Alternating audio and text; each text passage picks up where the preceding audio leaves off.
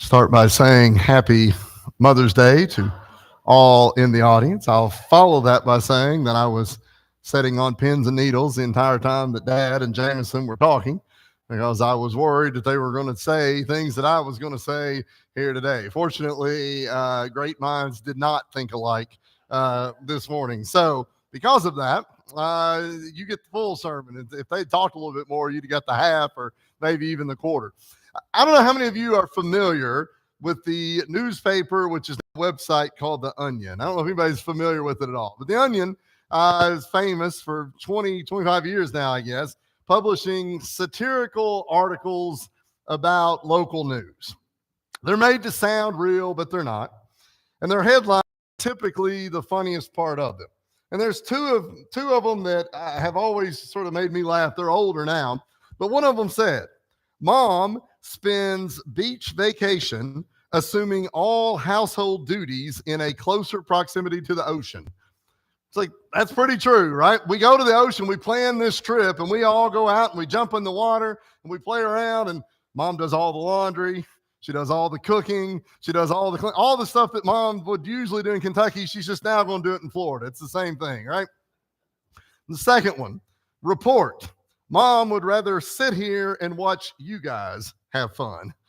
That one always makes me laugh because when we were younger, we would say, "Mom, get in the pool with us. Mom, get in the pool with us." I'm just going to sit here and watch you all right?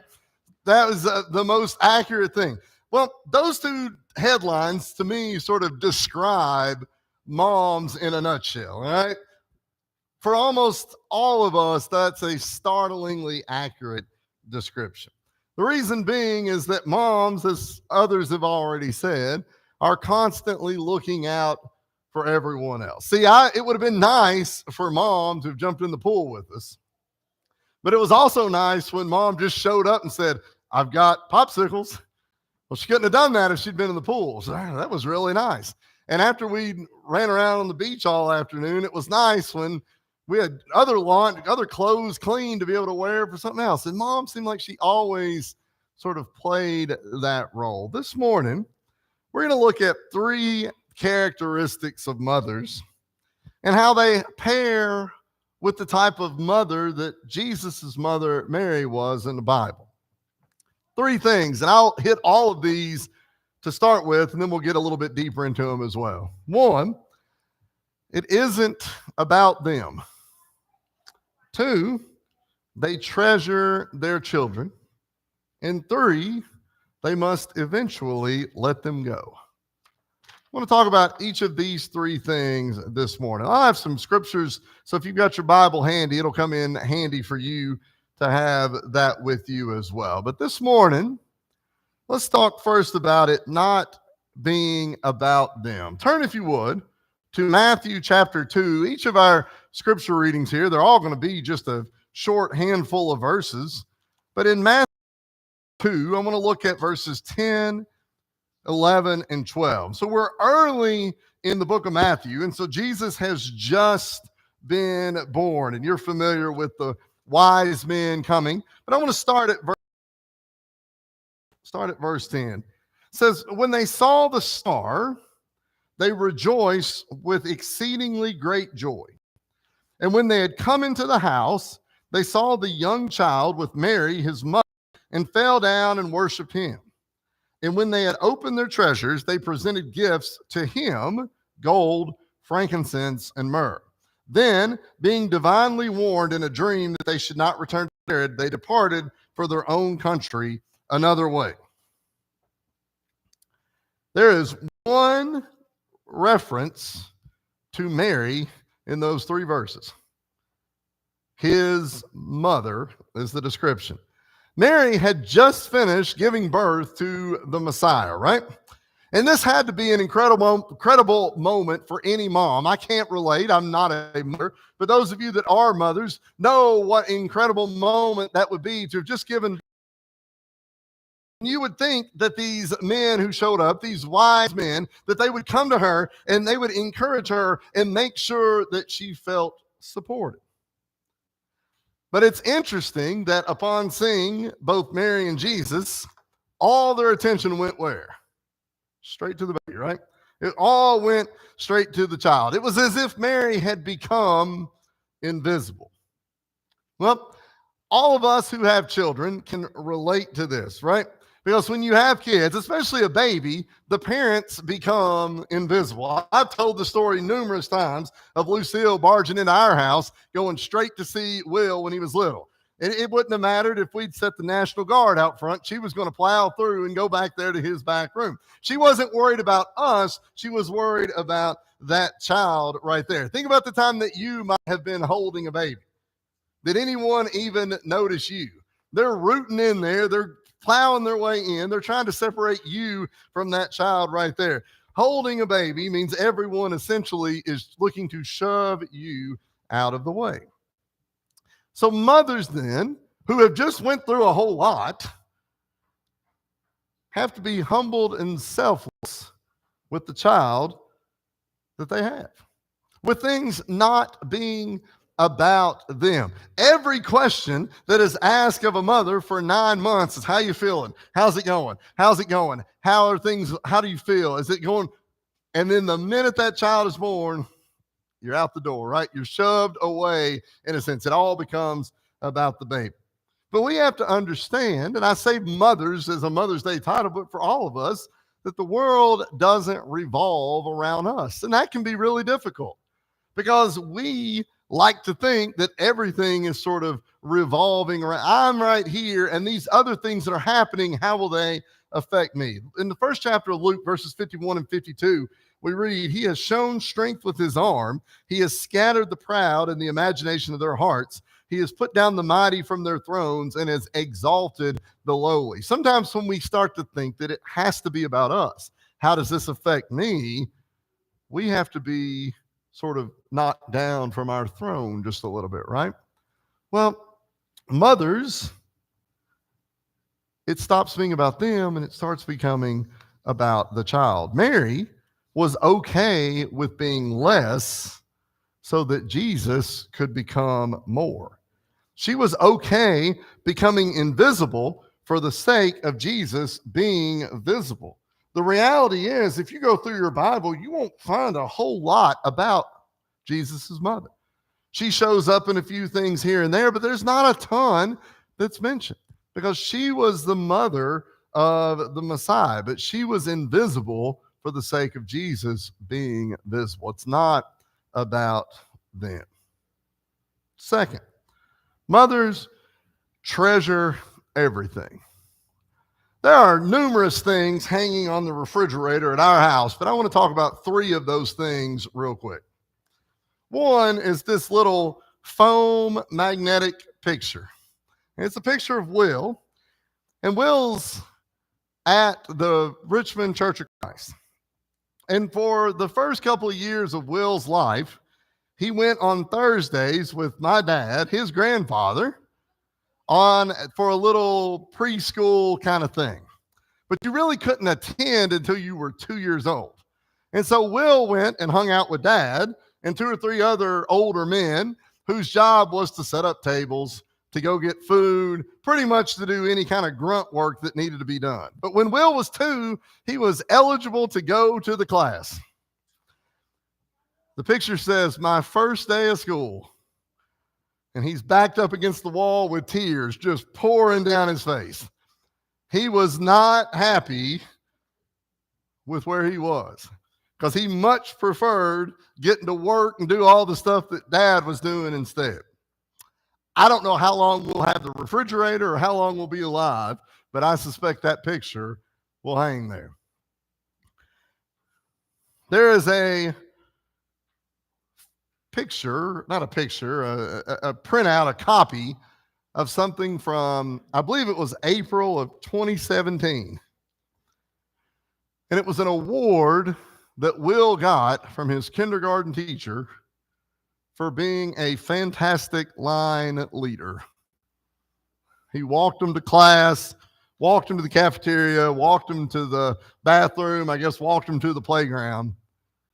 That's hanging on our refrigerator. His teacher's name, she has a different name now. It's been so long ago, but it's still hanging right there. There's also a tennis schedule for this season hanging on the refrigerator. And it'll go down here in a day or two, and it'll be replaced with the football schedule for this season. I say that because life moves incredibly fast. It doesn't feel like it was that long ago that he was 2 or that he was in kindergarten. And now he's about to get ready to play football in 8th grade. I sent Will an email earlier this week, which seems hard to comprehend, that told him who some of the teams that they're going to play against in football when he's in high school. And that seems even harder to comprehend. But one day we're in one stage of life, and then the next day we're 12, 14, 16 stages away. We have to treasure the moments of the journey. Do you remember the story of Jesus and his family when they traveled to Jerusalem for the Passover? The crowd leaves, and they've traveled together, and they realize after they've been gone for a bit that Jesus was not with them. Turn to Luke chapter 2 here for just a second. Luke chapter 2, and we want to read verses 47 through 52. Luke chapter 2, verses 47 through 52. After they realized that Jesus wasn't with them, they go back and they find Jesus in the temple, right? And Jesus was speaking with the scribes and the elders, with the leaders there in the temple. In verse 47 of Luke chapter 2, it says, "And all who heard him were astonished at his understanding and his answers. So when they saw him, they were amazed. And his mother said to him, 'Son, why have you done this to us? Look, your father and I have sought you anxiously.' And he said to them, 'Why did you seek me? Did you not know that I must be about my father's business?' But they did not understand the statement which he spoke to them. Then he went down with them and came to Nazareth and was subject to them. But his mother kept all these things in her heart. And Jesus increased in wisdom and stature and in favor with God and men." I suspect that Mary felt horrible when she scanned the crowd and realized that her son wasn't there with them. You and I would have thought the same thing. She had lost her son, but perhaps more so, she had lost the Son of God, which she knew, but nobody else knew at that time. When she found Jesus, he essentially said to her, "Why were you looking for me?" What thoughts do you think went through her head when he said that? Well, perhaps when the emotions of that sort of settled, Mary realized what Jesus was doing, right? Jesus was connecting with God. And even when things seem crazy, we still have incredible moments to treasure. How many times do you think they went somewhere after this that Mary didn't think about the time that she left Jesus? How many times do you think before they came back from wherever it was that she did one more lap around the temple or whatever building that they were in, just making sure that he was there? Probably every single time from that point forward. There are incredible moments for us to treasure. When she got home, you see that, especially in verse 51 and 52 of Luke chapter 2, that it seems like it sort of made a little more sense to her. The angst and the upset that maybe was there to start with sort of settled in, and it made a little bit more sense. I would imagine that for the rest of her life, she probably told the story about the time that they left Jesus there at the temple, right? I would imagine that that happened as well. We have to treasure the moments, good and bad. We have to treasure the experiences, good and bad as well. Third thing, mothers have to let go.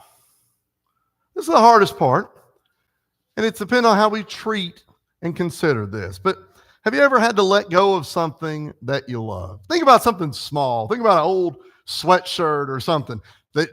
Something small, obviously, because you've outgrown it, right? Doesn't fit anymore. This was the most comfortable shirt that I had, and now I've got to put it away, right?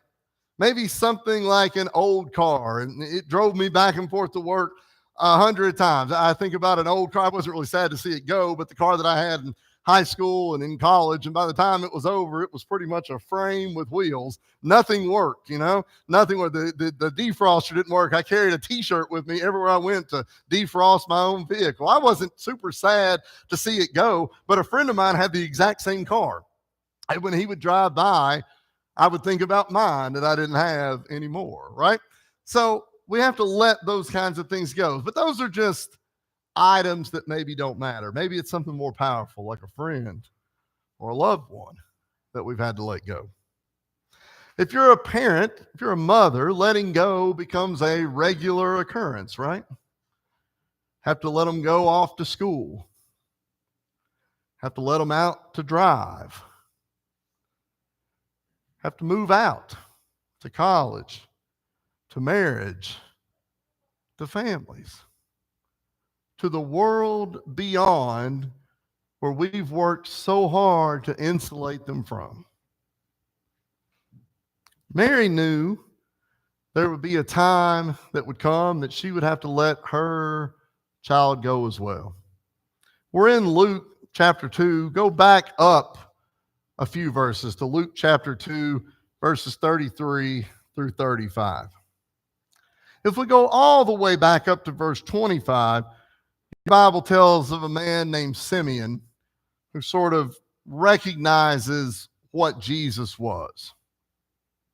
But in verse 33 of Luke chapter 2, and Joseph and his mother, this is Mary, marveled at those things which were spoken of him.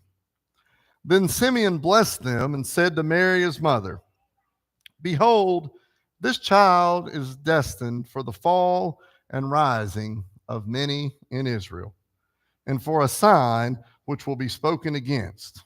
Yes, a sword will pierce through your own soul also, that the thoughts of many hearts may be revealed. Simeon references a sword that will pierce both Jesus and Mary. I think we know the sword that pierces Jesus. We know the end of the story. We've read through to the finish line. We know what becomes of Jesus. But the sword that'll pierce Mary is an emotional piercing as well. And that would happen there at the foot of the cross. We've been studying on Wednesday night about Jesus's last week of life. And we've not really talked about Mary yet. She'll make an appearance when Jesus is put on the cross. But imagine the anguish that she would have to go through. Imagine the 30 some odd years of life where she's known Jesus, where she's known the good, the bad, where she's had the highs and lows and the difficulties, whatever it would be. And she had to experience all of that. Mothers experience that same anguish today. Well, I was thinking about this, talked about this with friends of mine. Being a parent is a constant exercise in trust. From the first day, you trust that it'll go well. You trust that they'll do right. You trust that they'll remember the things that you said. But it's a constant exercise in just that. But isn't following God the same thing? It's an exercise in trust as to why we follow God. Our faith is an exercise in trust. John chapter 19, verses 25 through 27. It's on the screen if you want to look at it, but John chapter 19, verse 25 through 27.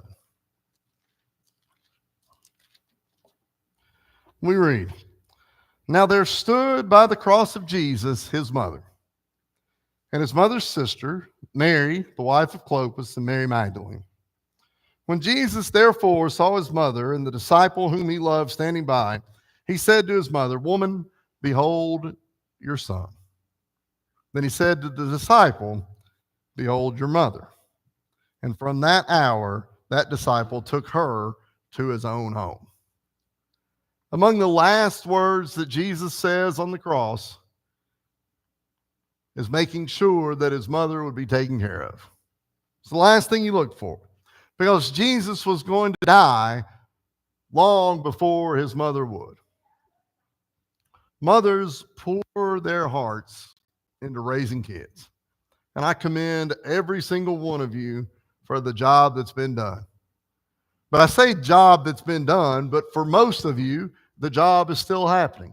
Jameson made reference to that a minute ago. Mothers are still raising their kids, even after their kids are long since gotten older. None of us would be what we are without you. None of us would be what we are, just as Jesus wouldn't have been what he was without his mother as well. We need to take care of our mothers. We get one.